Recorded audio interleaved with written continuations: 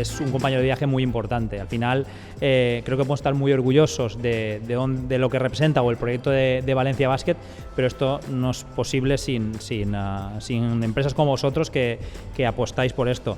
Creo que es un lujo, todos los jugadores hablan muy bien de los coches, de vuestros coches, están muy contentos, así que bienvenidos a la familia Taronja. Es el primer año, es la primera vez que estamos aquí en estas magníficas instalaciones. Ojalá el año que viene volvamos a estar o antes de que termine el año, sea por el motivo que sea. Quiero dar las gracias nuevamente al Valencia por darnos la oportunidad de estar a su lado y sobre todo de compartir pues, la cultura del esfuerzo y formar parte de la familia Taronja, que esperemos que sea por mucho tiempo.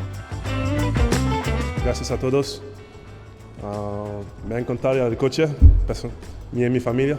El poder que los jugadores nada más llegar a Valencia puedan moverse, ¿no? con vuestros coches por toda la ciudad es algo que se agradece y a veces no somos conscientes, ¿no? Porque parece, o llegan los jugadores y parece que es algo más y realmente es algo que es muy importante para ellos, para que conozcan la ciudad lo antes posible.